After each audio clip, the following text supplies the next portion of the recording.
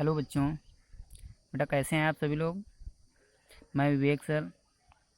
बेटा हमारे YouTube channel the Zenith point classes by Vivek Pal में सभी का स्वागत है।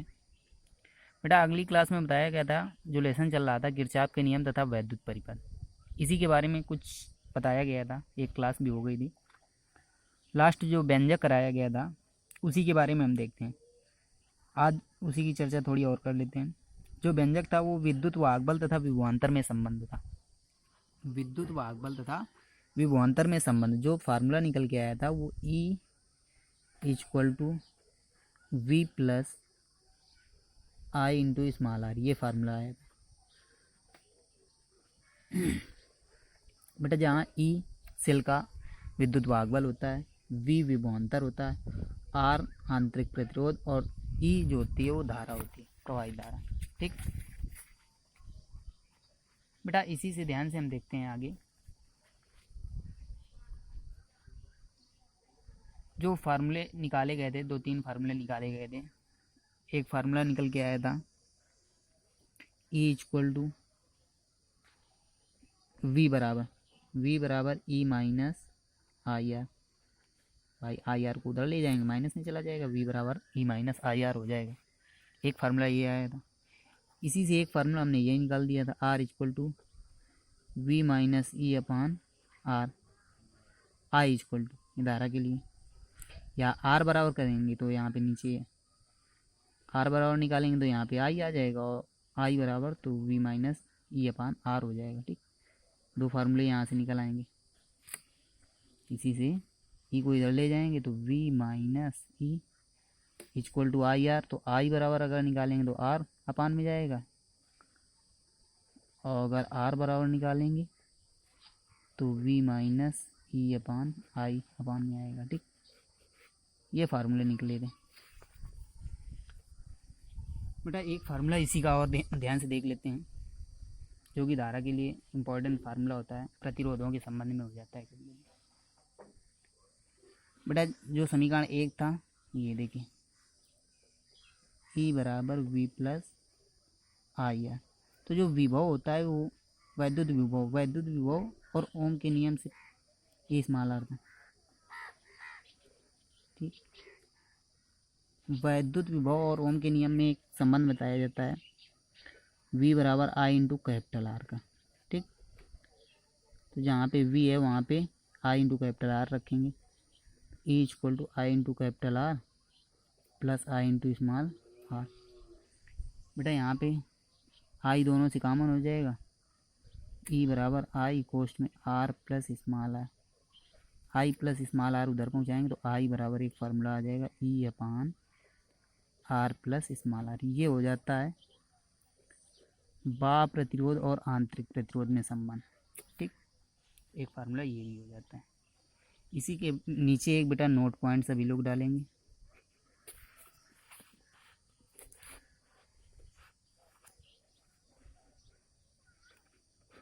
और उसमें लिखना है ध्यान से कि जब वैद्युत सेल धारा दे रहा होता है, जब वैद्युत सेल जो होता है वो धारा दे रहा होता है, अर्थात जब वह धारा निरावेशित, या जब अर्थात जब वह निरावेशित हो रहा होता है, धारा से निरावेशित हो रहा होता है, तब उसकी प्लेटों के बीच टर्मिनल विभवांतर V जो होता है, तब उसकी प्लेटों के बीच उत्पन्न टर्मिनल विभवांतर V उसके विद्युत वाहक बल E से कम हो जाता है। क्या हो जाता है?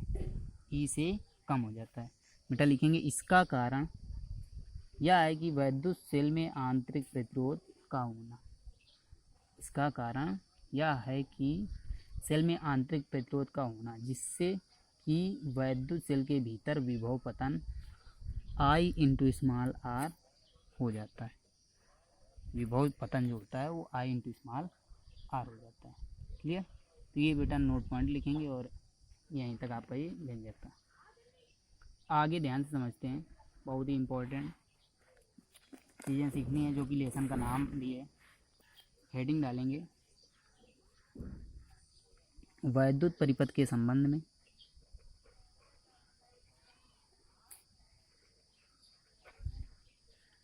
परिपथ के संबंध में किरचॉफ के नियम।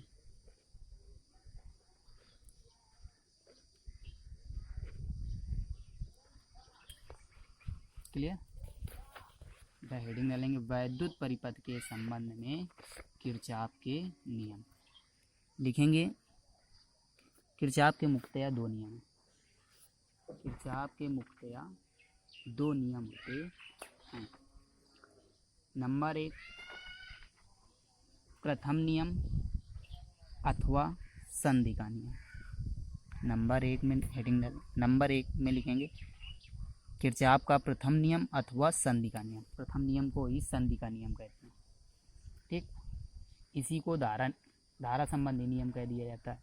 प्रथम नियम को ही धारा संबंधी नियम कहा जाता है। तो पहले नंबर में लिखना है किरचॉफ का प्रथम नियम अथवा संधि का नियम। क्या लिखना है पहले नंबर में? किरचॉफ का प्रथम नियम अथवा संधि का नियम। दूसरे नंबर में लिखना है किरचॉफ का दूसरा नियम अथवा पास नियम। इसी को बेटा क्या कहा जाता है?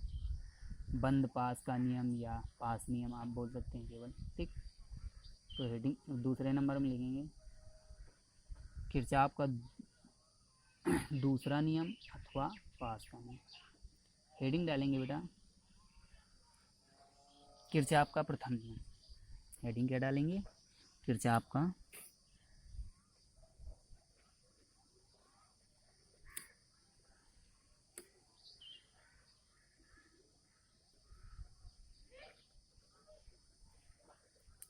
प्रथम नियम। ठीक, दो नियम है तो हमने हेडिंग डाली पहला नंबर किरचॉफ का प्रथम नियम अथवा संधि का नियम। हेडिंग डाल सकते हैं। इसमें इसकी पहली थ्योरी लिखेंगे कि किरचॉफ का प्रथम नियम कहता क्या है, फिर उसको हम प्रूव करेंगे, उसकी व्याख्या करेंगे। तो किरचॉफ का प्रथम नियम, ये जो किरचॉफ थे ये वैज्ञानिक थे। ठीक है, तो किरचॉफ ने बताया कि जो किरचॉफ का प्रथम नियम होता है इसमें वैज्ञानिक किरचॉफ ने सन 1842 में ये दो नियम दिए थे।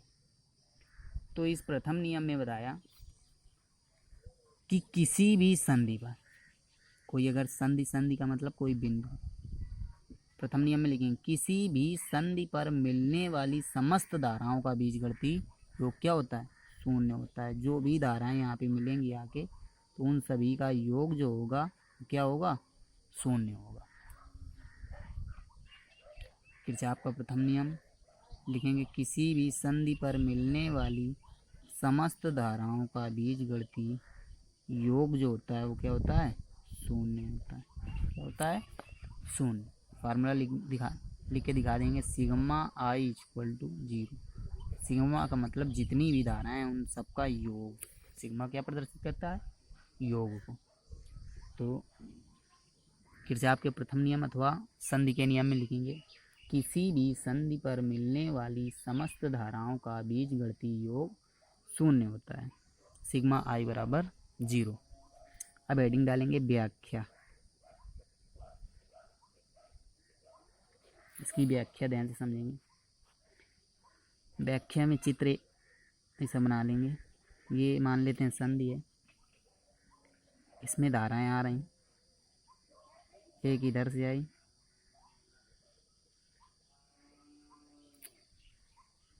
एक धारा इधर से आई, एक इधर से, एक इधर से आपकी धारा आ रही और एक ये, 5 धाराएं हमने मान ली।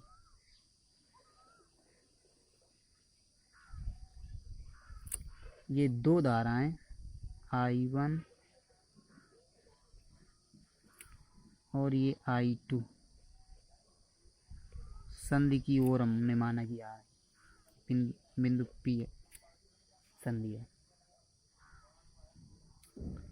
और जो ये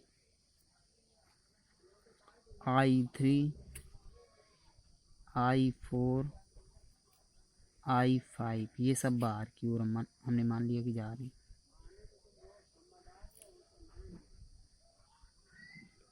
ठीक, इसका मतलब है कि जितनी धाराएं अंदर की ओर आएंगी वो जितनी धाराएं बाहर की ओर जाएंगी उन धाराओं के बराबर होगा। मतलब जितनी धाराएं अंदर की ओर आएंगी उनका योग बाहर की ओर जाने वाली धाराओं के योग के बराबर होगा। समझ में कि जितनी धारा अंदर को आएगी उतनी ही धारा बाहर जाएगी। ठीक, तो ये संधि का नियम कहता है। या फिर सभी धाराएं अगर संधि की ओर आएंगी तो वो I1 + I2 + I3 + I4 + I5 = 0 आ जाएगा। तो हमने कुछ धाराएं मान लिया संधि की ओर आ रही हैं, कुछ जा रही हैं बाहर की। व्याख्या में लिखेंगे, माना किसी वैद्युत परिपथ में धाराएं I1, I2, I3, I4 व I5 प्रवाहित हो रही हैं। इसमें I1 व I2 परिपथ के संधि बिंदु P की ओर बहती हैं। परिपथ के संधि बिंदु P की ओर बहती हैं, जो संधि बिंदु है P की ओर बहती हैं। तथा I3, I4 व I5 संधि बिंदु P से बाहर की ओर बहती हैं। संधि बिंदु P से बाहर की ओर बहती हैं, बाहर जा रही। तब किरचॉफ के प्रथम नियम से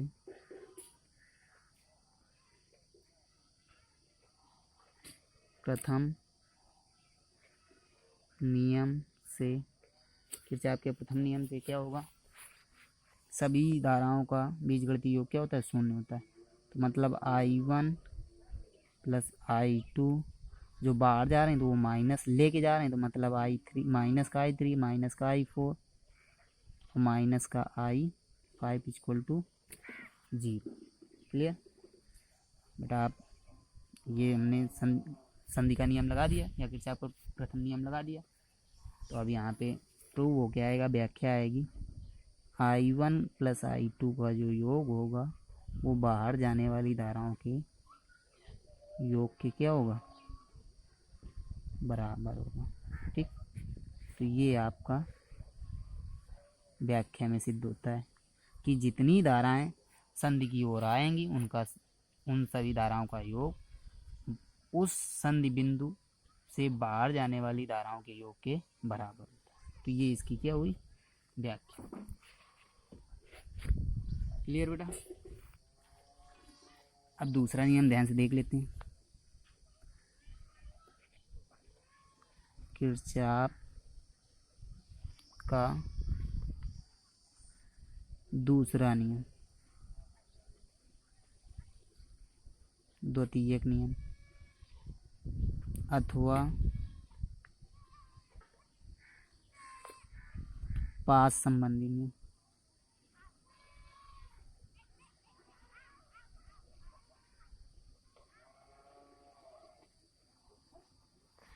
अथवा पास संबंधी नियम। ठीक, तो इसको ध्यान से समझते हैं। पास के नियम में क्या बताया जाता है? किरचॉफ ने अपने दूसरे नियम अथवा पास के नियम में क्या बताया? ध्यान से देख लेते हैं। किरचॉफ ने अपने दूसरे नियम में बताया, किसी वैद्युत परिपथ के प्रत्येक बंद पास की, मतलब अगर कोई वैद्युत परिपथ है और उसमें कुछ बंद पास बनना है। बंद पास का मतलब इस तरह का वैद्युत परिपथ है, इसे घूमता हुआ ऐसे गया और इसे, तो जितने भी बंद पास बन रहे होंगे, बंद का मतलब पूर्णतया बंद, जितने भी बंद पास बन रहे होंगे, ठीक,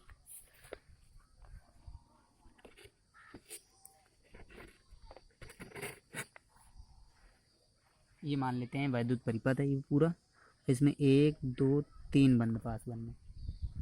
ठीक, तो इसको बताया किरचॉफ के दूसरे नियम में। किरचॉफ ने बताया कि किसी वैद्युत परिपथ के प्रत्येक बंद पास के विभिन्न खंडों में, विभिन्न खंड जो ये हैं, एक ये खंड, एक ये खंड, एक ये खंड, एक ये खंड, ठीक, तो जो विभिन्न खंड हैं, प्रत्येक पास के विभिन्न खंडों में बहने वाली धारा और संगत प्रतिरोधों, जो इसमें बहने वाली धारा होगी और जो इसमें लगा हुआ प्रतिरोध होगा, जो प्रतिरोध लगा होगा, ठीक, बहने वाली धारा एवं उसमें लगे संगत प्रतिरोधों के गुणनफलों का बीजगणितीय योग उस पास में कार्यरत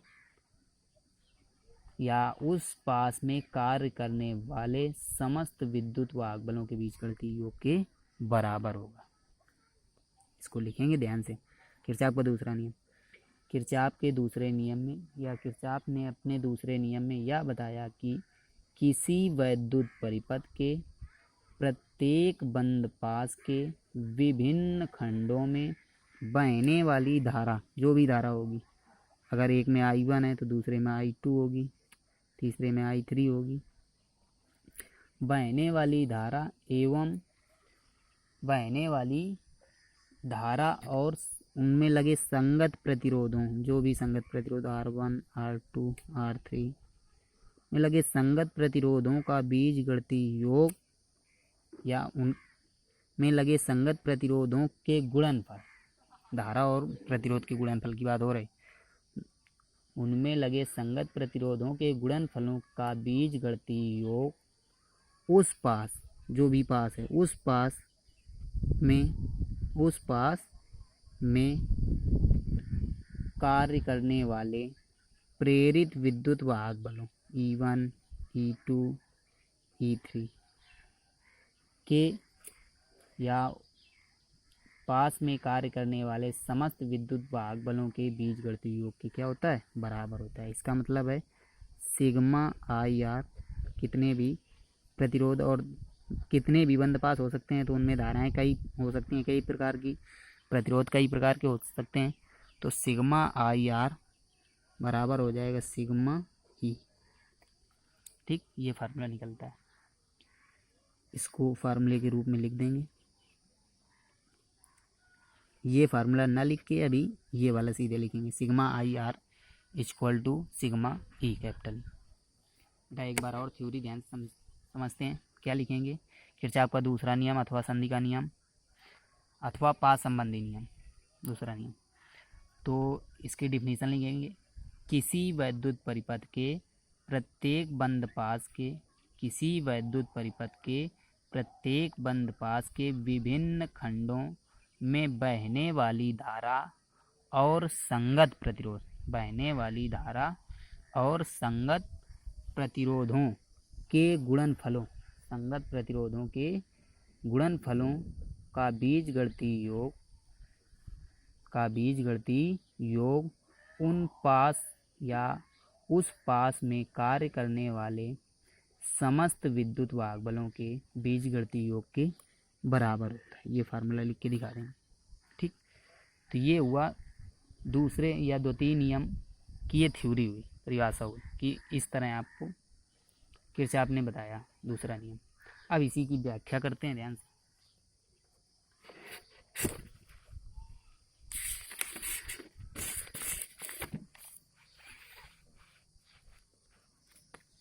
किरचॉफ के दूसरे नियम की व्याख्या, इसका फिगर बना लेंगे।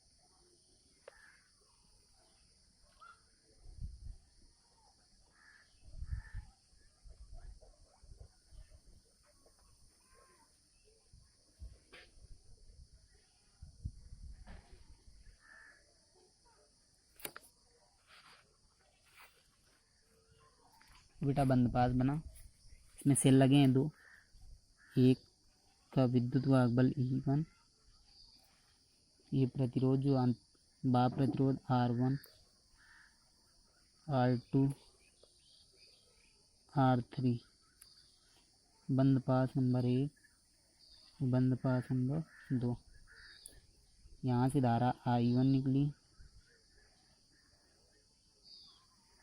I1, यहाँ से धारा I2 यहाँ पे आके I1 प्लस I2 हो गई। ठीक, ये इस तरह बहती हुई जाएगी। तो इसमें जो विद्युत वाहक ये E2 उत्पन्न होगा। इसमें जो धारा का प्रवाह होगा वो इस तरह होगा।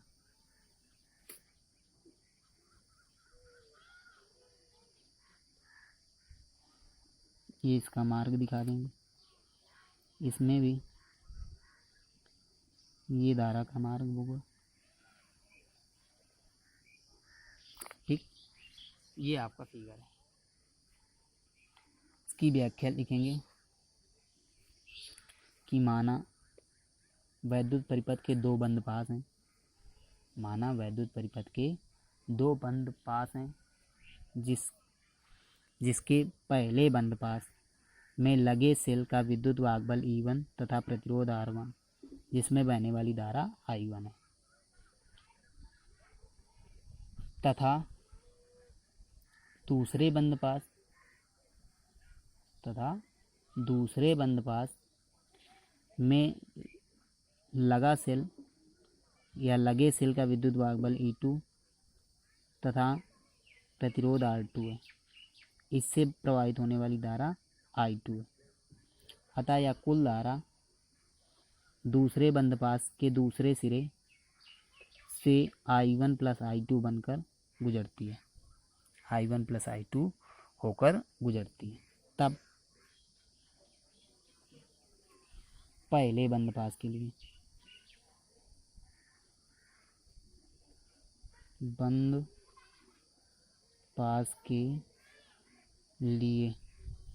तो बेटा पहला बंद पास ये होगा, एक सिरा ये और एक सिरा ये, इतने की बात हो रही पहले बंद पास। तो इसमें इस तरह धारा का प्रवाह इस तरह है यहाँ से, लेकिन यहाँ से विपरीत हो गया। तो इसमें जो धारा और प्रतिरोध का गुणनफल होगा वो विपरीत होने के कारण माइनस होगा।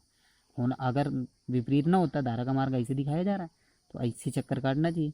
अगर ये धारा उस तरफ को प्रवाहित हो रही होती तो प्लस का जुड़ जाता, और ये इस तरफ है तो माइनस की होगी। तो पहले बंद पास के लिए क्या होगा, पहले सिरे में धारा I1 और प्रतिरोध R1, ये दूसरे में धारा I2 लेकिन विपरीत होने का कारण माइनस I2 प्रतिरोध R2 बराबर हो जाएगा विद्युत वाहक बल E1 और विपरीत होने का कारण इसका विद्युत वाहक बल माइनस का E2। क्लियर? ये आपका बेटा समीकरण फर्स्ट हो गया, या समीकरण फर्स्ट की कंडीशन हो गई। पहले बंद पास के लिए हो गए, तो कोष्ठ में बंद करके छोड़ देंगे। फिर लिखेंगे तथा दूसरे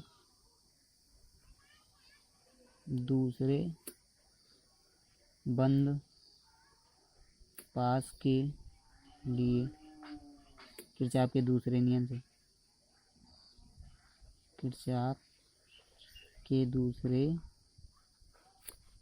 से ठीक, किरचॉफ के दूसरे नियम से काम करेंगे। तो दूसरा बंद पास इतना होगा, तो इसका ये पहला सिरा, इसमें धारा I2 प्रतिरोध R2 प्लस धारा प्रवाह देखिए इस तरफ, तो ये धारा इस तरफ की जा रही है इसे, तो ये सीधा मार्ग है तो इसलिए प्लस जोड़ा है। इसमें धारा क्या है दूसरे सिरे में I1 प्लस I2 इंटू इसका प्रतिरोध क्या है R3 बराबर विद्युत वाहक बल। इस सिरे में केवल विद्युत वाहक बल है, इसमें तो कोई है नहीं, ये E2। ये आपका दूसरे बंद पास या इसके दूसरे बंद पास की शर्त हो गई, दूसरे बंद पास की व्याख्या होगी। तो व्याख्या में बस इतना ही दर्शाना है बेटा। ये आपके हुए किरचॉफ के नियम। तो बेटा इनको ध्यान से पढ़ना है, जो ना समझ में है उसको पूछना है। आज की क्लास यहीं तक रखते हैं